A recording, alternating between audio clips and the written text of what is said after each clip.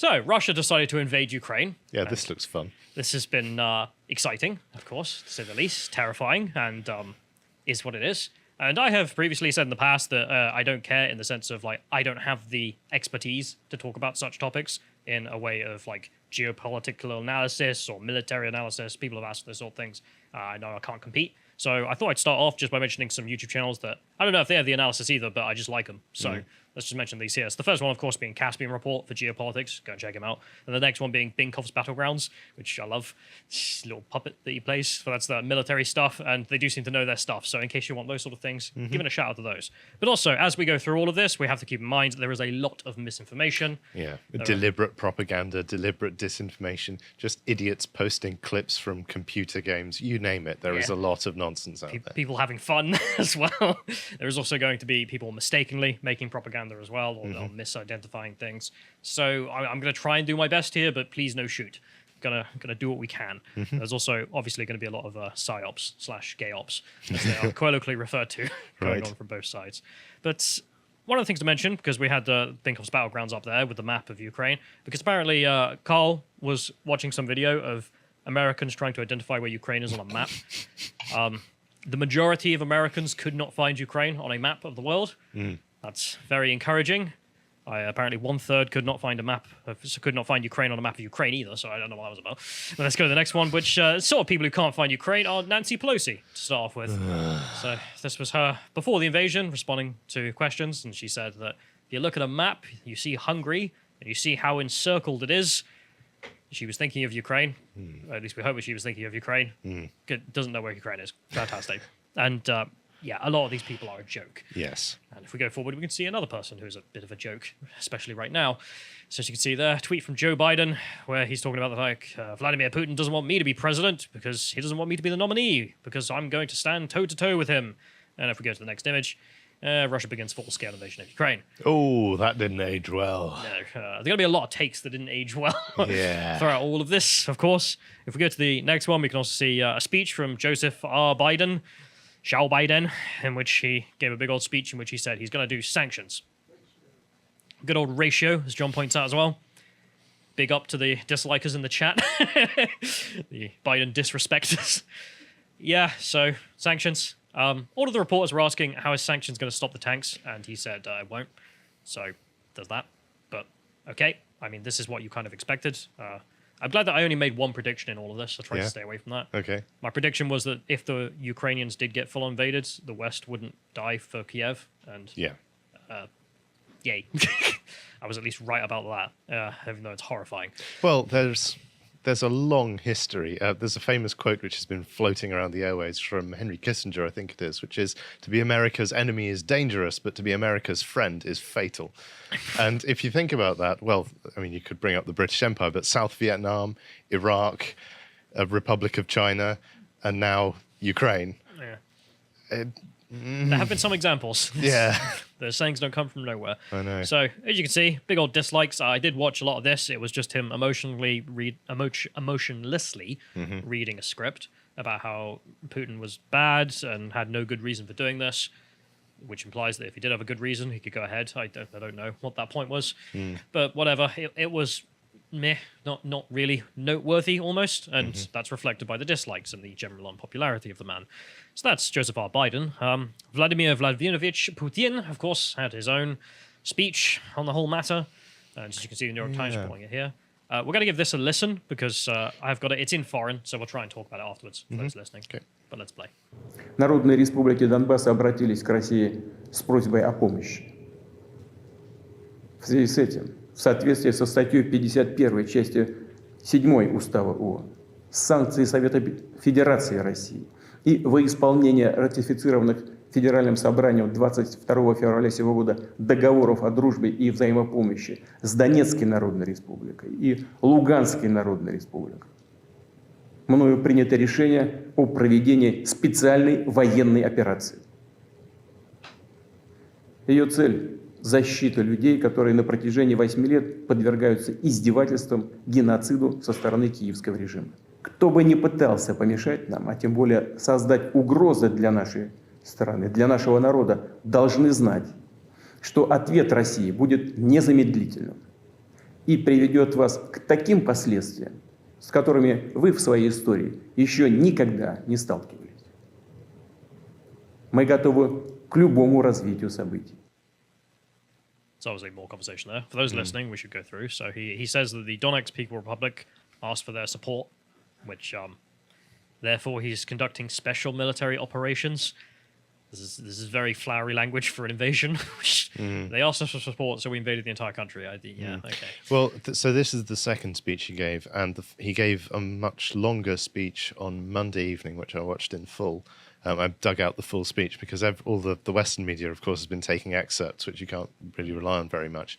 And that in that former speech, he sets the context essentially for why he's doing this, and The historical narrative. from his point of view, and all of that. So, yeah. Yeah. Well, he mentions there his justification being the genocide and oppression of people from the Kievian regime, as he says.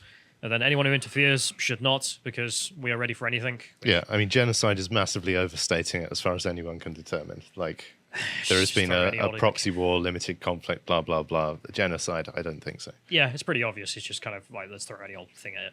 Why not? I mean, he's got his arguments, of course, and I think you probably saw the map of Ukraine that he posted on national television. Yeah, which is wrong, but not as wrong as Western commentators might like to think. You can see it as somewhat coherent, but there are, of course, then statements like, there's a genocide going on, which, what? No. Doesn't seem to make sense.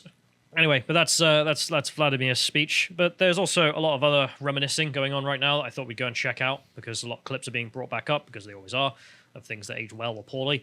So the first one here being, I know CNN and MSNBC never aired this, so I figured I would. Spot on, what do you think? And it's Donald Trump speaking to the Germans and just being like, we protect you with our military, and you guys just did a huge deal with Russia to import loads of gas. How dare you do this? And it's just berating them about, like, you guys are a bunch of bloody idiots. And age well. Did age well, indeed. If we go to the next one, we can also see some of the dire situation the Germans are on with this. So someone pointing out that apparently the minister decided to say that 50% of his coal comes from Russia, 55% of his gas comes from Russia, and 35% of the oil comes from Russia as well. Yep. Not to mention all the other guys in the EU bloc who also have their relations, which... Yep. You should have seen this one coming, lads. Oh, absolutely. Well, part of this has been because they've basically scrapped their nuclear. They've been greenifying, even though nuclear is a green technology. And in order to do that, it's just like the way they've reduced their carbon emissions by offloading all of European industry to China. They've now tried to offload all of their carbon emissions in terms of fuel sources to places outside of Europe. And surprise, surprise, that makes a huge strategic liability. Yeah. I do love all the memes of people saying, there's a weird line between Greta Thunberg's speeches and then the Germans being utterly reliant on the Russians and therefore not supporting the Ukrainians. So there's that. If we go to the next link, I don't know if this link is working or not. Oh, it is. Oh, it's wonderful. So this is the live map for people who don't know. This is an extremely popular website. That's why I was worried about it being down. Yeah. Because it keeps crashing. And this just shows you the situation of like various things that are going on. Each one of those bubbles means something. I don't know if you can scroll back a little bit, John, on the map there. If you can't, that's fine. But the map just tried to show, as you can see, the highlighted red areas. If you can scroll back in one more, and then we can try and see the highlighted red areas in which the Russian army apparently has advanced to, confirmed, and then presumably beyond that as well. So you can see the progress they're making and how far they've gone. If we go to the next link, we can also see the attacks. So this is just a map of all the different areas where there have been attacks either from missiles or aircraft or ground forces or... Mind you, this is from 8:45 a.m. local time on day one, so this is just the first wave. But it's the primary attack on, say, like military bases and airfields or whatever else. Power stations. I presume, yes. Anyway, so let's go to the next link as well, because we can see a map from the Institute for the Study of War with the same situation of what's been taken, where troops are. If anyone wants that, there you are. That's as good as we've got so far. God knows where they are at this point and how far they will get. And if we go to the next one, there's also some weirdness, of course, because this is the internet age. So this is an account called, what is that, Roman Adler 123. It's a Russian account. And the dude does seem legit. Like, it's a really old account. He's got it for a few years. And he's just posting a TikTok of him paratrooping in somewhere. This is the day of the invasion. So I can't confirm or deny whether or not this is real. I just assume it's real because of the details. But it seems that this is the first war we will see on TikTok Live. I don't know. I've seen a lot of people casting doubts on this video, but Again, it could be fake. yeah, it would be hilarious if it were true, though. Yeah. Although I The do war will imagine not be televised, but it will be TikTok. it wouldn't shock me though, because you may remember, I think it was Vice did a series Right. where they tracked where Russian troops were, and they did it because there was guys from like the Eastern divisions who were the Little Green Men, and they were all posting where they were on VK, so you could just track that they were in Ukraine when they weren't meant to be. Big old dum-dums. If we go to the next link, we can see a big old summation of the news, and in here the person mentions Ukraine calls for general mobilization. Zelensky says that the Russians have now entered Kiev, and 137 Ukrainians have been killed so far in the fighting, which is bad, but I mean, actually, it's quite nice that it's low at least. Hope it stays Zelensky low. called up the reserves the day before fighting began, I believe, unless I'm remembering that wrong. The general mobilization, I believe, is let's just arm everybody who we can. Right. So it's not just reservists; it's Yeah. the men. We've seen people reporting that citizens trying to flee Ukraine are being literally pulled out of their cars, having a gun shoved in their face, men between 18 and 60, and just being carted off to the front, which is terrifying. But that's what you got to do, I suppose, if you're in this situation and you're being forced to. If we go to the next one, we can see that news, as you mentioned, that male citizens in Ukraine between the ages of 18 and 60 are being prohibited from leaving the country and are then being forced at the borders to go back and fight the Russians. Because I will admit there is something to this. Like, you remember the amount of people, especially the refugee crisis, and it was all working age, fighting age men running from wars, and you just kind of wonder. And apparently that won't be happening this time if this is the situation. So if we continue, we can see a bit of a heroic story as well out of all this. It has a sad ending, but it's heroic. As you can see, this is some island. This is some guys here on Snake Island, and they were called by the Russians in a warship who told them to surrender. And if we go to the next link, we can see their response, which was to call back the Russians and say, "Idi nahoy, suka." F yourself. Very brave. Very brave. I mean, it really is nice to see. I really hope it's not misinformation as well. I imagine it's not, but just in case. And unfortunately, the Russian Navy then did flatten them and kill every single one of them, apparently. So if we go to the next link, we can see the Wikipedia page for this, which will forever be about the Battle of Snake Island, in which the border guards told the Russians, F off. If we go to the next link, we can also see them, the Russians apparently taking Chernobyl nuclear power plant. Not sure what that was about. Also, big Fs in the chats for those guys who died. Well, it's in a strategically useful position, I think, is the argument, because if you occupy that area, then you can use it as a pincer movement down to attack Kiev and surround it. So it does have, I think, geographical significance. A lot of people obviously obsessed with the power plant instead. One guy who was obsessed with the power plant was an MSNBC commentator, and apparently military intelligence enthusiast. Oh. U.S. intelligence, 36 years, he says. So if we click on the first image here, this is someone saying, well, what does Putin want with Chernobyl? And then if we go to the second image, this dude responds, some verified checkmark, saying that it powers central North Ukraine. The reactors haven't been active since like the 90s, so good luck with that. If we go to the next one, of course, you can see him claiming that he is sorry, the next image there, please. You can see him claiming U.S. intelligence, 36 years, MSNBC. Oh, no, I can understand it perfectly now. New York Times best-selling author. Don't trust a word he says. Is that an insult? It's like they, them. Yeah. Goodness me. Boy. If we go to the next link, we can see some more going on. So we can see the Ukrainian Twitter account. Don't know what they were doing this for. So to demand, hey people, let's demand Twitter remove Russia from here. No place for an aggressor like Russia on Western social media platforms. Which, okay. Like, fight the war instead, I would have thought. But I mean, if you're running the Twitter account, I guess that's the thing you can do. But then it also... But it does open up a massive debate. But it also would give credence to then saying, well, of course, you're saying that the Russians are inciting violence, but they're not just inciting, they're doing it, therefore banned. As a sanction against the Russians, well, then banning of Donald Trump is also a sanction. Yes, but it is. Yeah, that's we could just admit the reality there, but... Instead, we have this situation. If you go to the next one, we can see the Kremlin's response to all this, which is to say that they're invading Ukraine because it's full of Nazis. They're going to purge the Nazis. There are a large number of confirmed Nazis in Ukraine. It's not just Yep. Kremlin propaganda, though. So There are neo-Nazis in Ukraine. There's I'm not saying the country is a Nazi country. That's ridiculous. Of but, course. Yeah. But it's also not really surprising as well for the fact, of course, you have the Soviet Union and the terrible things they did to the Ukrainians, and the Germans turned up, and a lot of them were recruited, and that whole history there. So not hugely surprised that it's about. But to say that you're denazifying the country, no, again, just ridiculous. If we go to the next link, you can see also Putin is saying he's going to have peacekeepers. Again, more peacekeepers, this time in Transnistria, the meme country. If we go to the next link, we can feature said meme country, as we have before. For people who don't know, especially maybe some Americans, there is a meme country on the side of Moldova that still thinks it's 1970, and is pretending with the hammer and sickles and whatnot. And some peacekeepers are going to turn up there and keep the peace so hard that they might invade Ukraine. Oh boy! If we go to the next link as well, you can see Vice playing about the neo-Nazi question as well. Why is this AK-47 toting grandma working with the neo-Nazis? It's because it doesn't matter. It's about you defending Ukrainian sovereignty. I don't care that there are some neo-Nazi groups there that is that, exist. but then there is also the argument that if a bunch of neo-Nazis turned up almost anywhere else, there is such a supply and demand crisis for neo-Nazis that the media would be falling over themselves to report it. And so the fact that they don't is in itself revealing. Yeah, it's also obvious that you focus on that. I mean, there are plenty of extremist groups in any war, and it's not surprising there are extremist groups in a war, especially one for independence. Yeah. And okay, they exist, right? That's not a story. Also, you're playing into the obvious point that Putin literally made, which is that it's full of neo-Nazis, therefore I have to punch a Nazi, bro. Yeah. And if we go to the next link, we can see, I believe it's Mikhail Svertov on GB News, which was interesting. Mikhail is, well, I don't know if he was a leader, but he was a member of the Russian Libertarian Party. Right. Apparently, he's now exiled from Russia, which is sad to see. But he's on here, of course, explaining that there is huge opposition in Russia to the war as well, to be kept in mind.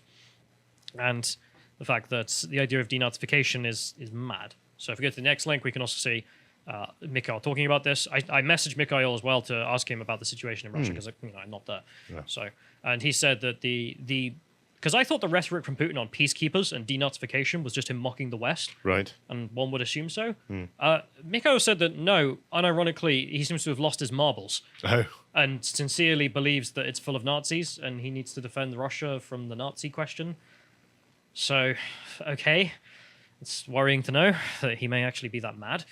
That's something to keep in mind. And thanks for that, Mikhail, to let me know. If we go to the next link as well, we can also see the anti-war protests springing up in St. Petersburg and Moscow. And there's that to keep in mind as well, which is great to see. If we, Yep, the BBC claim is 1,700 protesters arrested, I think. I imagine so. And if we go to the next link, we can see some of those arrests. So these are the Russian police beating up people who were protesting about the war, some of them beaten. Presumably, the organizers were threatened with 10 years in jail and their bank accounts frozen. And you might think I'm a little bit crass making the comparisons to the truckers in Canada, of course. But this is actually something I spoke to Svetov about when I was in Russia. And he was a member of the Libertarian Party advocating for liberalism in Russia. Liberalize the country, right? Every battle we have for freedom in the West doesn't end in the West. Because when he was making the case for liberalism in Russia, and then you have to respond to Russians saying, yeah, well, look at the West, look what they're doing.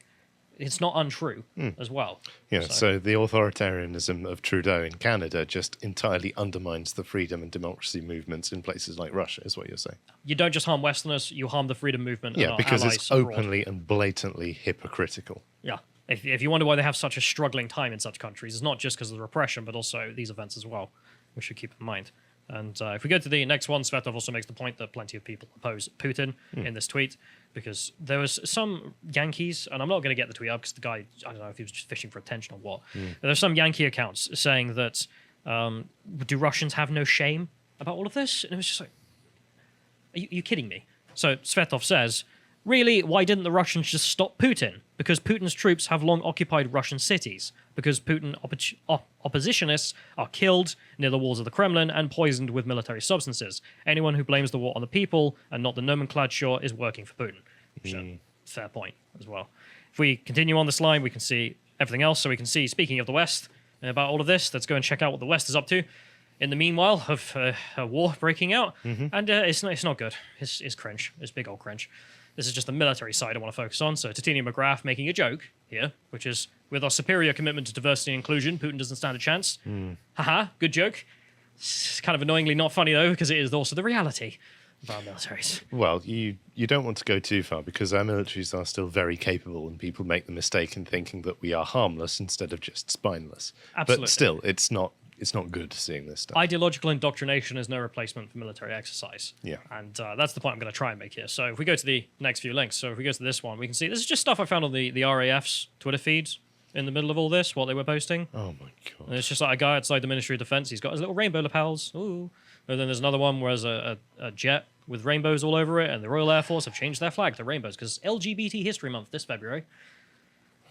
This is, what are you doing? What the hell is wrong with you? Ideological indoctrination. To be honest, this is one is good not war thing fighting. about wars, in that you no longer worry about what pronoun to use when there are cruise missiles raining down around your ears. Don't misgender my corpse.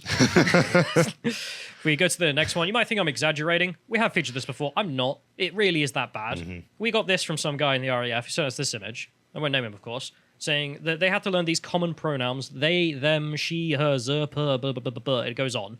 And then it says that this is not negotiable, even though there are made-up pronouns in there beginning with Z. Not negotiable. You have to learn them. Personnel are reminded of their obligation to promote total inclusivity. Total inclusivity is not negotiable. This is what our officers get. It's madness. This is not helping us be better warfighters. This is helping us be worse. If we go to the next link, we can see some more of this. So we can see that at the mean of all this, the British Army decided to put out a video celebrating or trying to become carbon neutral in the army. Again, where are your priorities? And you might think, oh, isn't that funny? You know, okay, dumb video, that's just propaganda. We go to the next one, we can actually see a former US Secretary of State, John Kerry here, saying on Arabic BBC, the Ukrainian crisis could distract from the world from the climate crisis. Shut up. Just shut up. Of all the problems with the West, like all the weird obsessions that we have with pointless things that don't matter. I know.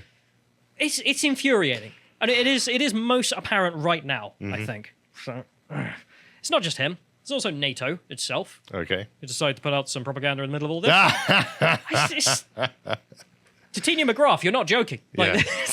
this is NATO putting out a video saying diversity is our strength, and then there's a whole bunch of people saying that diversity is our strength.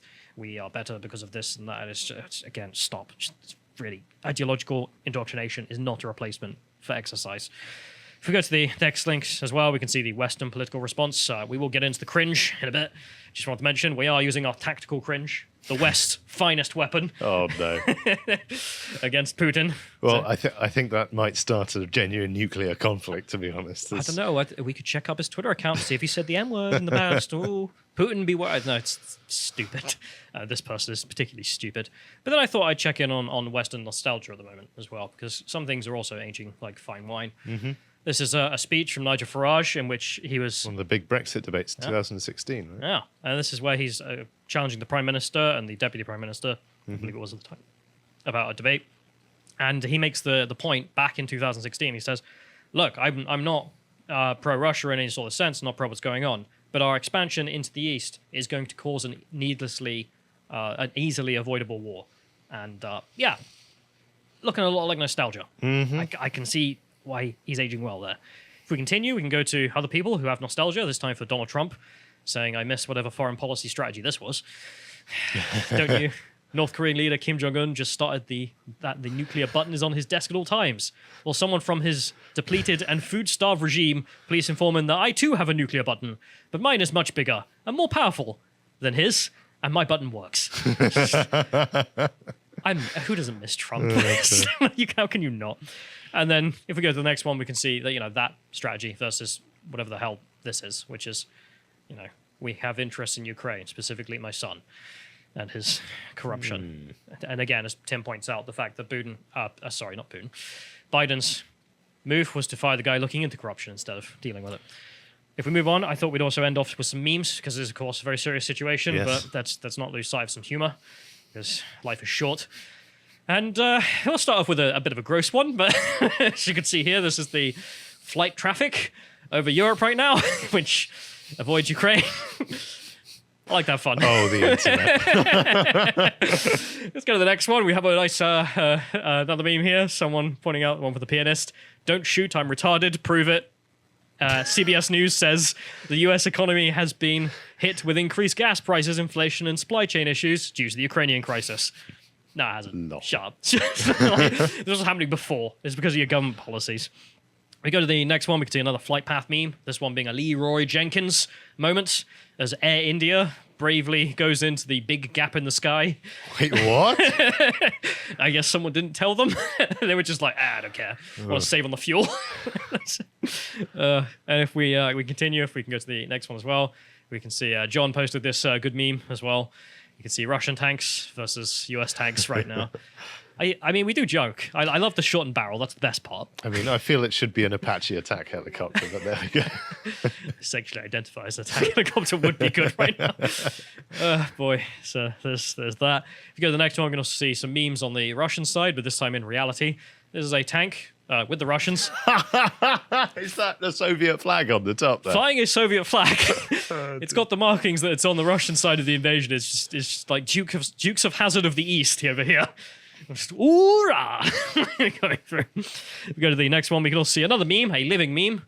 Miles of Kabul, who is going to become Miles of Kiev, presumably, as he goes back into the war in the middle of it. As you can see, he has a press pass there that he's made for himself by his own company, where he is the only member, which is hilarious. So he's going back in. I spoke to him yesterday. I think he should be there right now. Oh. So, Miles, please don't die. We'll see if we can get some footage as well. Yeah, but if you got some pictures, we'll feature them, of course. If we go to the next one, we also have another living meme, the Taliban, who decided to issue a statement on Twitter, because the Taliban is still on Twitter. Oh, for goodness sake. Yeah, saying that they plead for peace and a peaceful resolution to the whole situation. Yes, of course, because the Taliban Islamic Emirate of Afghanistan is so concerned with peace. They're drowning in peace. Yeah. So, lads in Afghanistan, if you want to help, I mean, you could donate those helicopters. They do have one of the largest militaries in the world, thanks America. Let's just give them away. I mean, what are you doing with them? So, I mean, if they'd given them to the Ukraine, we would be having a very different segment right now. yeah, they've got the means. Yeah. So if we go to the next one, we can also see CNN's reporting on the situation. God damn it, Sargon indeed, says Count Dankula. I do not get this meme. Let's play. And